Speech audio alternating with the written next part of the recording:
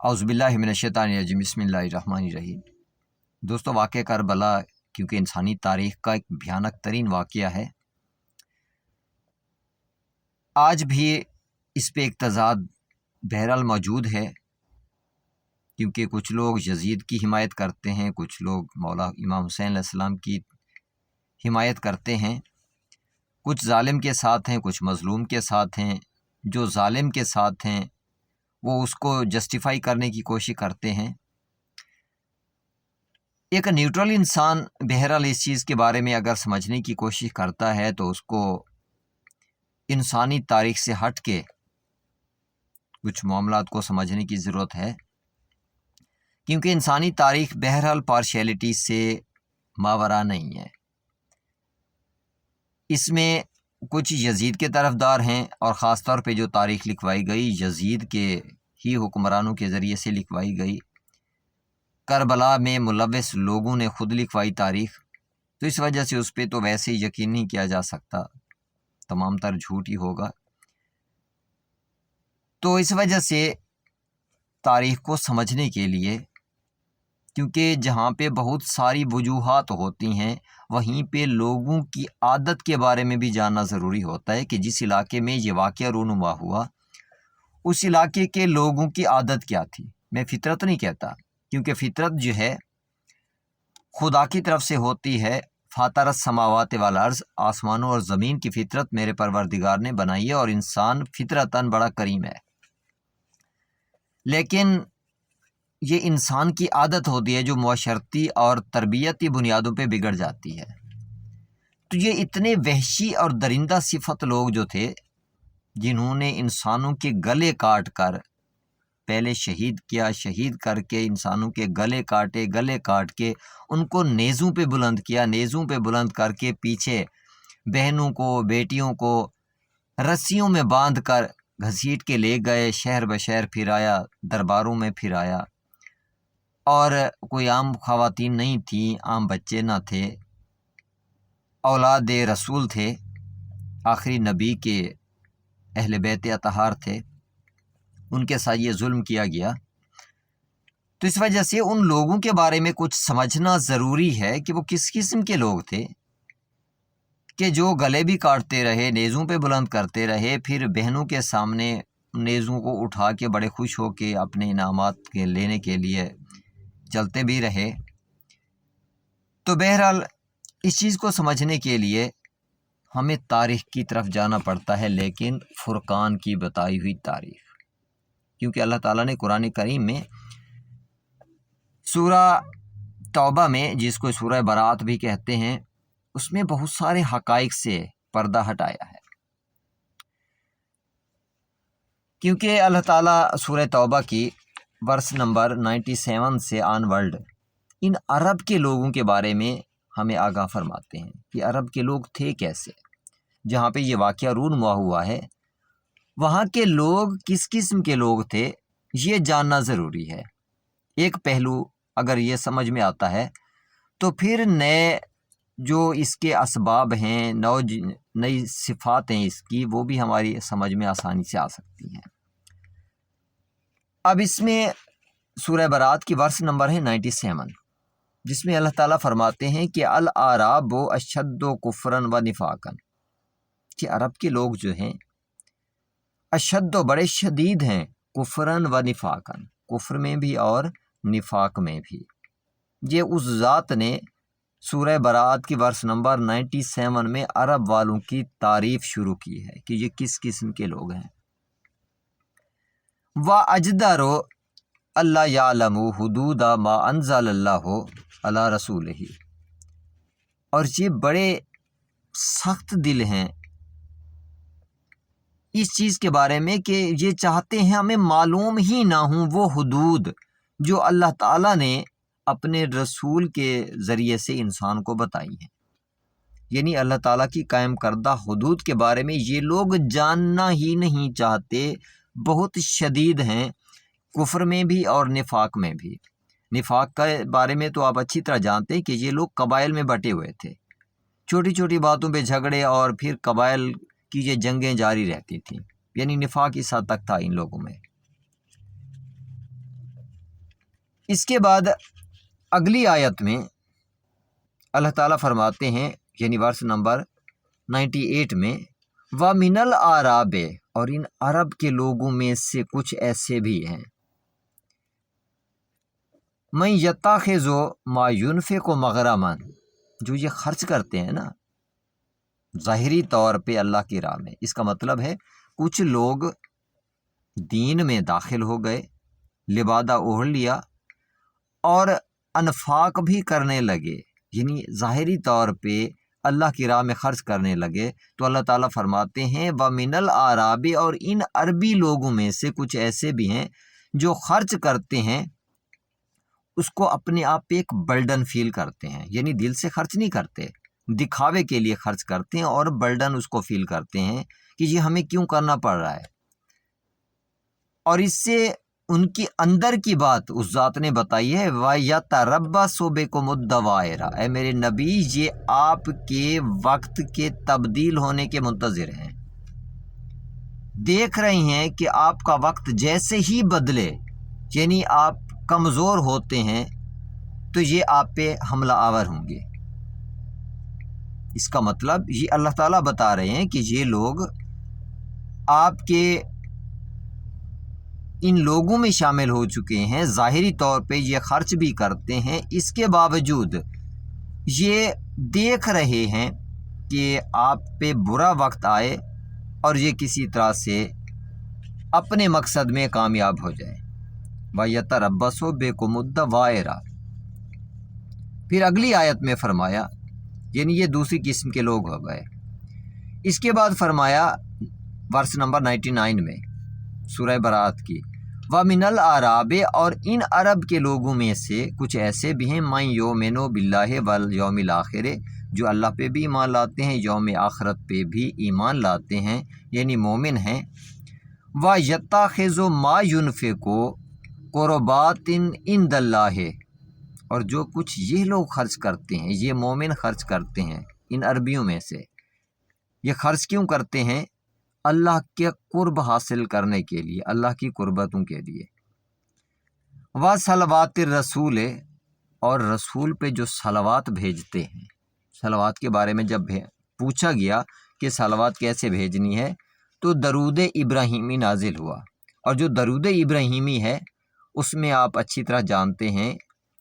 کہ اللہم صلی علی محمد وعلی آل محمد کما صلیت علی ابراہیم وعلی آل ابراہیم انک حمید مجید، اور پھر اللہم بارک علی محمد وعلی آل محمد، محمد اور آل کو اللہ تعالیٰ نے درود ابراہیمی میں اکٹھے رکھا ہے، جدا نہیں کیا، یعنی محمد پہ بھی اور اس کی آل پہ بھی یہ جو مومن ہیں درود کیوں بھیجتے ہیں؟ اس لیے بھیجتے ہیں اللہ کا قرب حاصل کرنے کے لیے، خرچ بھی کرتے ہیں تو اللہ کا قرب حاصل کرنے کے لیے، درود بھی بھیجتے ہیں محمد و آل محمد پر تو اللہ کا قرب حاصل کرنے کے لیے۔ اس پہ میں نے تھوڑا فوکس اس لیے کیا ہے آل محمد پہ، کیونکہ واقعہ کربلا آل محمد کے ساتھ ہوا ہے، آل محمد کو ذبح کیا گیا ہے، تو اسی لیے میں نے یہ آیت اس پہ فوکس کیا اس کی ٹرانسلیشن میں۔ اس کے بعد اللہ تعالیٰ فرماتے ہیں کہ الا انہا قربۃ لہم، ان کے لیے اللہ کا قرب ہے، یعنی یہ لوگ جو اپنے چیزوں کو خرچ کرتے ہیں اللہ کے قرب حاصل کرنے کے لیے اور نبی پہ اس کی آل سمیت درود بھیجتے ہیں، تو ان کے لیے اللہ کی طرف سے قرب ہے۔ اس کے بعد پھر اگلی آیت میں فرمایا، یعنی 101 میں اللہ تعالیٰ فرماتے ہیں وَمِمَّنْ حَوْلَكُمْ، اور جو اے میرے حبیب آپ کے آس پاس ہیں، ارد گرد ہیں، مِنَ الْأَعْرَابِ مُنَافِقُونَ، ان عرب کے لوگوں میں سے جو آپ کے آس پاس ہیں ان میں سے منافق بھی ہیں، وَمِنْ أَهْلِ الْمَدِينَةِ، اور مدینہ کے لوگوں میں سے بھی جو آپ کے آس پاس ہیں وہ کون ہیں؟ منافق بھی ان لوگوں میں ہیں۔ مردو علی النفاق لا تعلمہم، یہ نفاق پہ